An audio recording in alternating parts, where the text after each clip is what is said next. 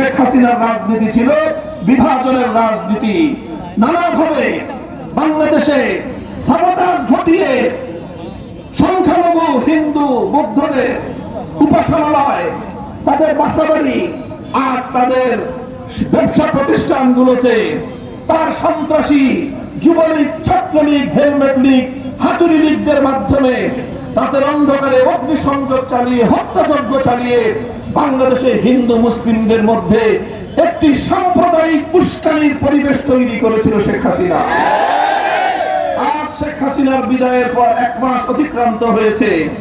ভারতের বিভিন্ন গণমাধ্যম বাংলাদেশ বিরোধী তারা বাংলাদেশ বিরোধী প্রচারণা চালিয়েছিল, জিগির তুলবার চেষ্টা করেছিল বাংলাদেশে নাকি সংখ্যালঘুদের উপর নির্যাতন হচ্ছে।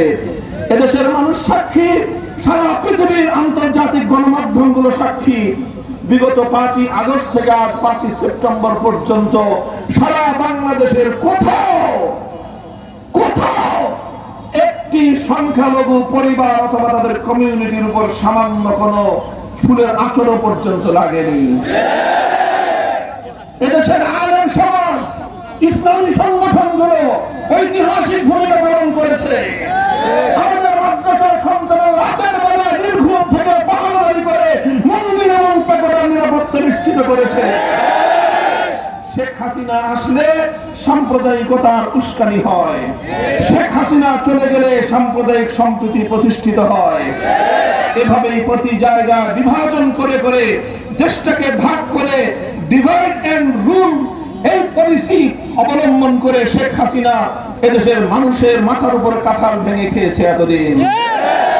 আজ শেখ হাসিনার রাজনীতি ব্যর্থ প্রমাণিত হয়েছে। আওয়ামী লীগ বাংলাদেশের সবচেয়ে বড় সন্ত্রাসী সংগঠন হিসেবে প্রমাণিত হয়েছে। আওয়ামী লীগের গুন্ডা এবং মাস্তানরা রাজপথে গুলি করে করে আমার স্কুল কলেজ ভার্সিটি মাদ্রাসার ছাত্রদেরকে হত্যা করেছে। শেখ হাসিনা এবং ওবায়দুল কাদের সরাসরি নির্দেশনা দিয়ে, সরাসরি উস্কানি দিয়ে, নির্দেশ দিয়ে তাদের সন্ত্রাসী ছাত্রলীগকে আমার ছাত্র জনতার বিরুদ্ধে লেলিয়ে দিয়েছে। কিন্তু এদেশের মানুষ যখন মরতে শিখেছে, এদেশের মানুষ যখন রক্ত দিতে শিখেছে, আমাদের ছাত্ররা যখন বুক পেতে বুলেটকে বরণ করতে শিখেছে, আমার দেশের আবু সাঈদকে যখন জালিমের বুলেটের আঘাতে বুক পেতে দিতে শিখেছে, তখন এই মরণমুখ শাহাদাতের চেতনায় উজ্জীবিত জাতিকে দাঁড়ায় রাখা যায় না।